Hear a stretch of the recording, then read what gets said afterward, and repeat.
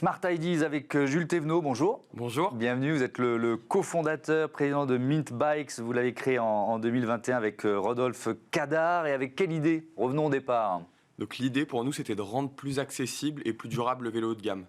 Donc très simplement, on voulait répondre à un problème qui était que les vélos électriques et les vélos haut de gamme étaient de plus en plus chers. Ouais. Donc aujourd'hui, un vélo de gamme, ça vaut à peu près 5 000 € en moyenne.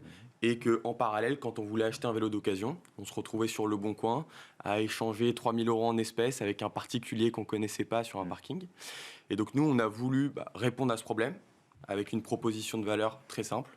C'est des vélos en moyenne 2 000 € moins chers que des vélos neufs.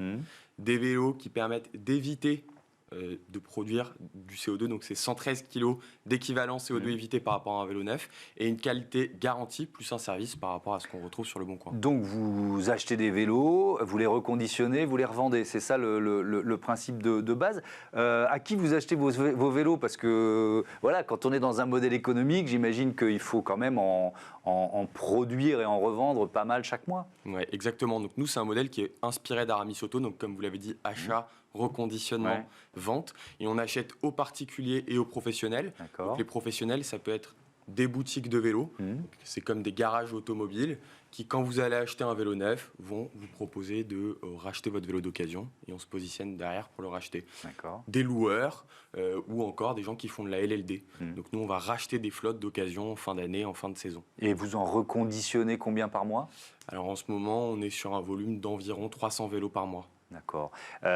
Pourquoi vous vous êtes positionné sur le haut de gamme? Parce qu'il y a effectivement une offre qui est... Et c'est super, parce que la France passe de plus en plus au vélo. Pourquoi ce choix? Alors, il y a déjà une raison économique.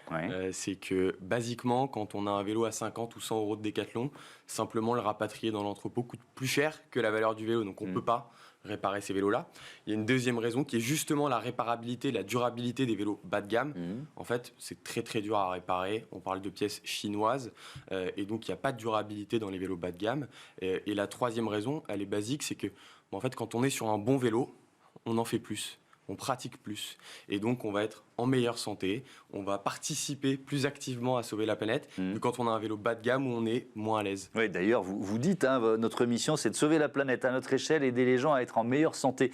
Est-ce que, d'une certaine façon, vous faites aussi de la sensibilisation à la pratique du vélo? Est-ce que vous considérez que ça fait partie de votre job d'entrepreneur? Oui, bien sûr, ça fait partie de notre métier, ça fait partie de notre mission. On veut démocratiser l'utilisation du vélo, justement par l'accessibilité, par des prix qui sont peu chers, par de la vente en ligne. Et donc oui, c'est notre métier. Vous avez annoncé il y a 1 an une levée de fonds de 3 millions d'euros. Peut-être quel partenaire pour commencer? Et puis on parlera des ambitions qui sont liées à cette levée de fonds. Donc nous, on a levé 3 millions d'euros avec Blast Club, qui est fondé par Anthony Bourbon, MTF, qui est le family office du groupe Manutan, et avec des partenaires bancaires en parallèle, comme la BNP ou CIC. Et évidemment, soutenu par, je pense, le principal investisseur en France, la BPI. La BPI, évidemment.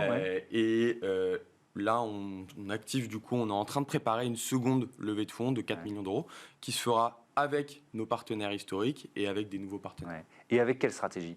Avec quelle stratégie? Donc une stratégie pour nous qui est simple, c'est consolider notre industrialisation et notre digitalisation. Nous, il y a encore 12 mois, on était à un stade qui était le bricolage. On n'avait pas d'entrepôt, pas d'atelier. Je ne vais pas être vulgaire, mais c'était un peu avec notre bite et notre couteau, quoi. Vous l'avez dit. Et depuis qu'on a levé des fonds, on s'est mis en phase d'industrialisation. Donc, on a créé la première ligne de reconditionnement de France.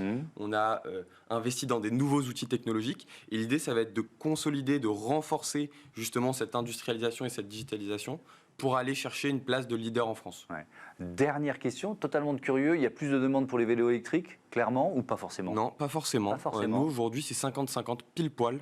On vend 50% de vélos musculaires, 50% de vélos électriques, et ça correspond à peu près à ce qui se fait en volume de vente sur le marché du neuf, et ce qu'on retrouve sur Le Bon Coin. Merci beaucoup Jules Thévenot et bon vent à Mint Bikes. Voilà, c'est la fin de ce numéro de Smart Impact. Merci à toutes et à tous de votre fidélité à Be Smart for Change, la chaîne des audacieuses et des audacieux. À très vite.